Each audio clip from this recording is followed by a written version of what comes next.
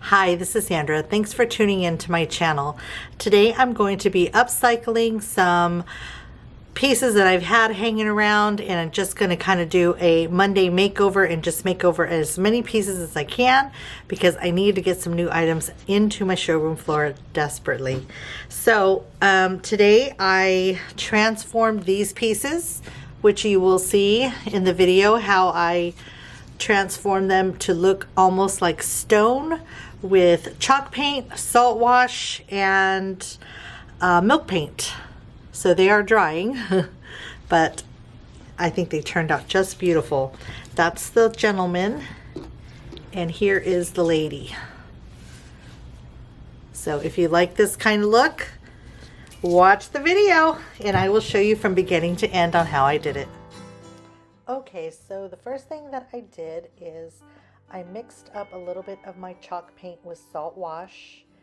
And if you have never used salt wash before, I do have some older videos that show the salt wash, and I'm sorry I didn't take a video snippet of it. But you can find salt wash even on my website. It's an additive that you add to your paint, and you can mix it to the consistency that you like. There's not really a magic formula. I usually just put a scoop in and stir it. I mixed a small batch because I was just doing small pieces today. But what it does is it makes your paint stick to anything, any kind of material. So, and it doesn't have to be chalk paint. You can mix it with any kind of paint that you have. And it provides texture, and it provides a really, really good hold. And it just does a lot of nice things. The thicker that you apply it, and maybe with like a stippling motion, it will make your piece look more cement-like, if that makes any kind of sense.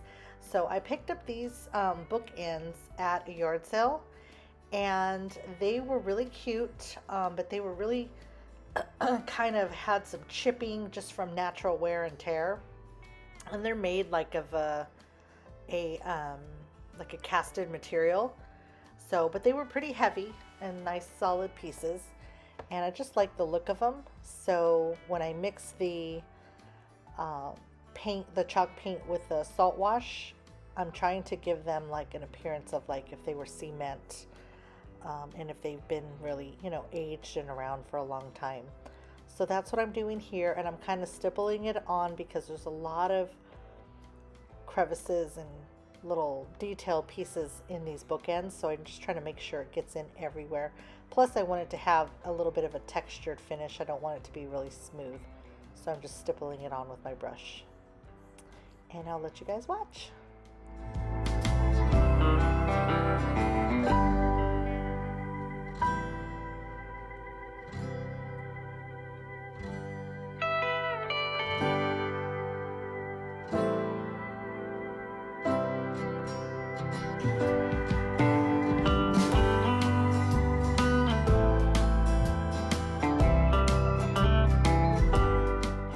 Okay, so now they both have a coat of chalk paint with salt wash. I use my heat gun and dry it up so that I can give it the next step, which will be our milk paint. And I mix up a little bit of milk paint in our brown ashy color, and you mix equal parts when you do milk paint. So I used a tablespoon of milk paint and a tablespoon of water. And I use a little mini whisk, and I just whisk it until everything is thoroughly combined. And then I will go in and apply that over the paint and chalk pieces.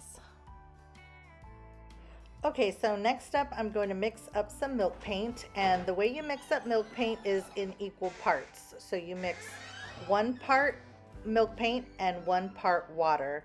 So I used a tablespoon of each inside of a little cup, and I mix small batches at a time because the milk paint goes a long way.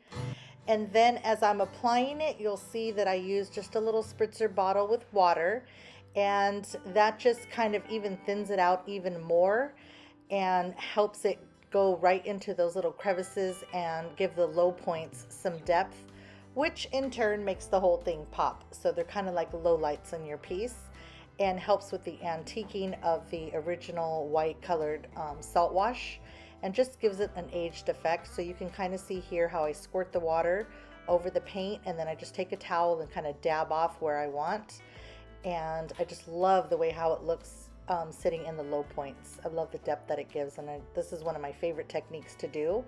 And it really makes things look like old stone.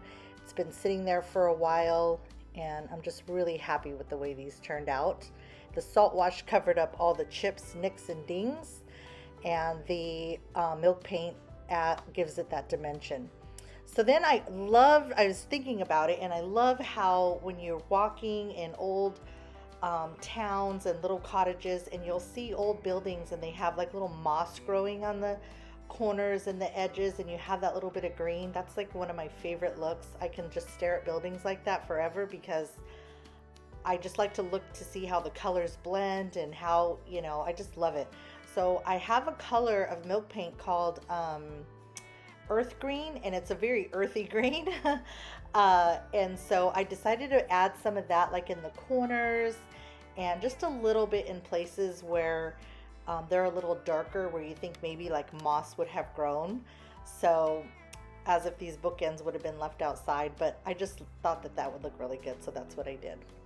Okay, so next up I have these candlesticks. So I'm doing the same kind of effect on this.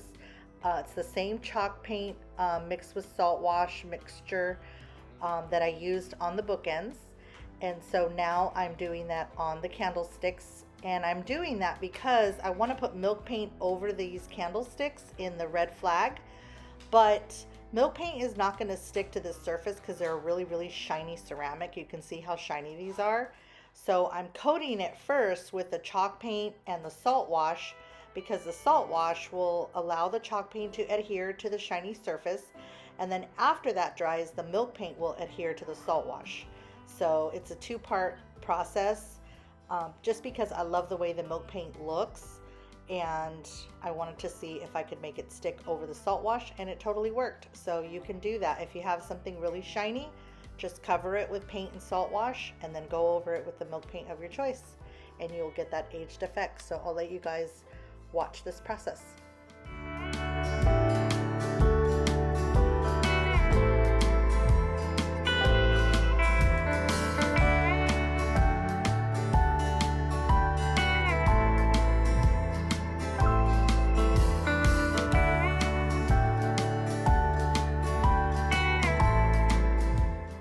Okay, so here I am. I'm gonna put the milk paint over the salt wash and chalk paint mixture, so they're nice and dry.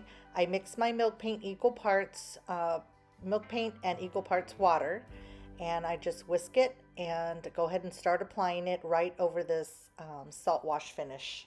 And I do the same thing. I add a little bit of water, give it that little dripping effect, and in the end I decided that I would like more of a full coverage. So here I am just kind of dabbing it off, but I really didn't like how the white was pulling through, so then I end up going over it again with my milk paint for more of a full coverage, and I really like the way that that looks better. And then I will go over it with some dark brown wax, and I really like the aged effect, and it kind of deepens the tone of the red, and I like the way this turns out, so I'll let you guys watch.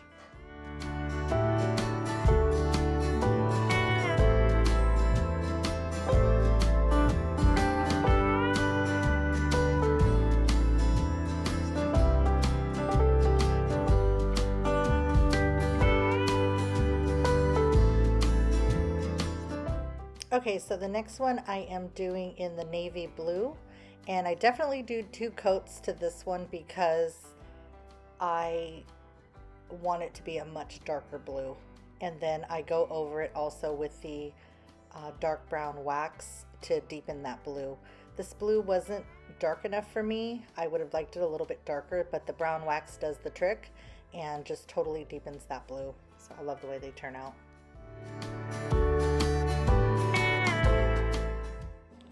Okay, so I also use the soft dark brown wax from the Real Milk Paint Company, and you'll see I'm going right over the milk paint on the navy blue. I also went over it on the red flag one. And the white one, I just left it with the salt wash chalk paint mixture, and then I just added a little bit of the brown antiquing wax just to tie all three of them in together. And I will have a really nice red, white, and blue trio set for the upcoming holidays. So I set my store up seasonally, and I try to always have different upcycled items in there that are geared towards the season that's coming up next for customers to purchase. And my items are also available on the website, as well as the paint and all the supplies, thelittlebackhouse.com. So if you're wondering why I have hair products and all kind of things in the background, it is because I closed my vintage store, my upcycling store, and combined it with my hair salon that I've had for 25 years. So you'll always see hair products and brushes and candles and jewelry and trinkets in the background because the stores are now combined. So I put these cuties right up into the front of the store when you walk in on a little bench, and they are getting all the attention, as well as the candlesticks that are up front. And as I'm styling and setting up for the upcoming holidays, I'm bringing in all the red, white, and blue, and they just fit in perfectly. I love the way these turned out.